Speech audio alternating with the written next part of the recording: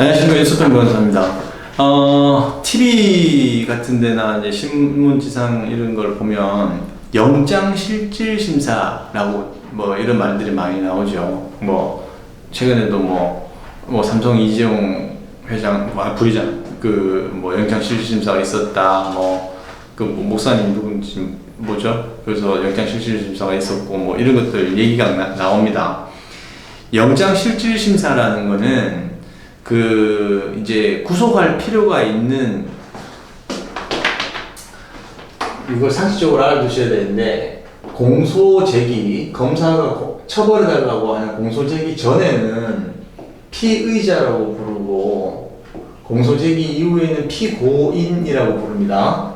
그래서 영장실질심사라는 거는 이제 공소 제기 전에 구속영장 청구를 받은 자를 이제 판사가 신문을 하는 거예요. 구속영장을 발부를 할 것인가 말 것인가. 구속영장 청구는 검사가 합니다. 구속영장 발부 여부는 판사가 판단합니다. 근데 나눠봐야 될 게 체포된 피의자하고 체포 안 된 피의자에 대한 이 절차가, 영장실질심사 절차가 좀 다릅니다.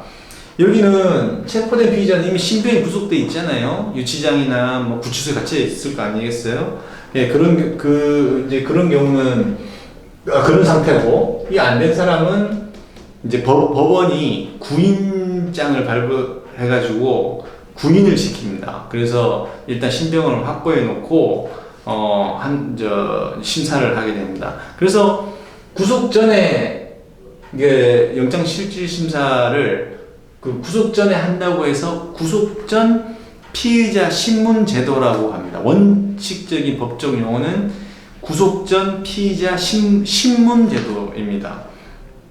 자, 체포된 피의자는 영장 청구가 된 다음 날까지 발부 여부를 결정해야 됩니다.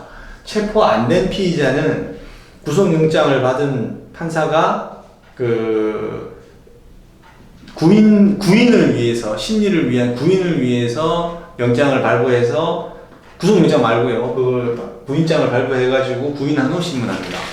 그 다음에 체포된 피의자는 구속영장이 청구된 날 다음 날까지 영장 여부를, 구속영장 발부 여부를 결정해야 되는데, 체포 안 된 피의자는 이거는 지금 아직 불체포됐잖아요. 그래서 요거는 시간에 제한 없이 신문 기일을 정할 수 있습니다. 피의자가 이제 인치라 그러는데 아직 구속이 안 됐기 때문에, 인치는 요거는 체포된 피의자는 경찰서 유치장이나 구치소에 있을 것이고, 체포되지 않은 피의자는 법원에 유치됩니다. 24시간을 초과해서는 안 되고 24시간 이내에서 이제 인치가 되는 것이죠. 그리고 이제 신문 기일이 열리면은 이 비공개입니다. 비공개고, 검사는 출석할 수도 있고 안 할 수도 있고, 사안의 중대성에 따라서 검사가 출석하는 경우도 있는데, 검사가 출석한다 그러면 좀 영장 발부될 가능성이 좀 높습니다. 실무적으로 제 경험상으로는. 그리고 이제 필요성이 있는 경우에는 이제 가족들에게 방청을 허가할 수도 있거든요.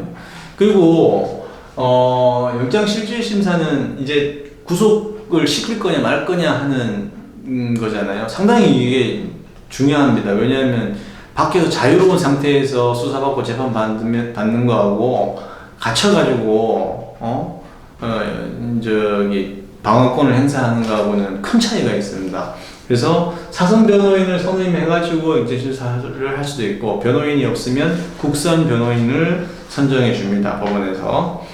그리고 영장 발부 여부는 신문 기일 날 오후에 보통 결정됩니다. 그래서 보통 영장 실질심사는 대략 그날 막 열댓 건씩 막 있습니다. 영장 전담 판사가 이제 그걸 판단하는데, 그럼 기록 읽고 신문하고, 그러면 결국 오후에 발표가 나거든요. 빠르면 7시에서 9시, 어떤 경우는 다음날 다음날 새벽 1~2시, 이렇게까지 발부 여부 결정이 시기가 늦어질 수가 있습니다.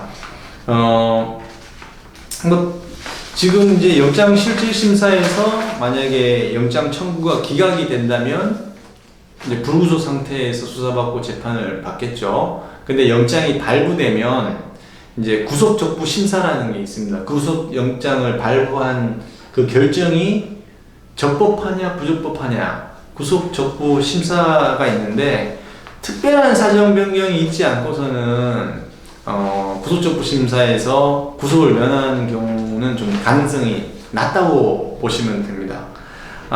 그래서 어쨌든 우리 형사소송의 원칙은 불구속 재판, 불구속 수사거든요. 왜냐하면 바깥에서 자유로울 때는 내 입장을 밝힐 만한 자료라든지 이런 것들을 쉽게 구할 수 있고, 변호사하고도 수시로 만날 수도 있고 이렇지만, 구속된 상태에서는 변호사가 뭐 접견을 간다 하더라도 제한돼 있고, 그 서류, 그 개인에 관해서 뭐 금융계를 뽑는다든지 개인정보 관련된 뭐 자료가 필요하다든지 이러면은 구할 수가 없어요. 재판 과정에서 뭐 그런 걸 이제 무죄출이나 무승부촉탁이라든지 증거 신청을 해서 구해가지고 대응을 해야 되니까, 불구속이냐 구속이냐 그 상태는 상당히 피의자나 피고인의 자기 입장을 피력하는 데 있어서 굉장히 큰 차이가 있습니다. 그렇기 때문에 영장실질심사가 만약에 걸린다면은 가급적이면은 변호인을 선임하시는 것이 좋고, 국선 변호인인 경우에는 한꺼번에 그날 여러 건 하거든요. 그래서 사건에 대해서 깊이 파헤칠 수가 좀 없는 것이 현실입니다, 사실은.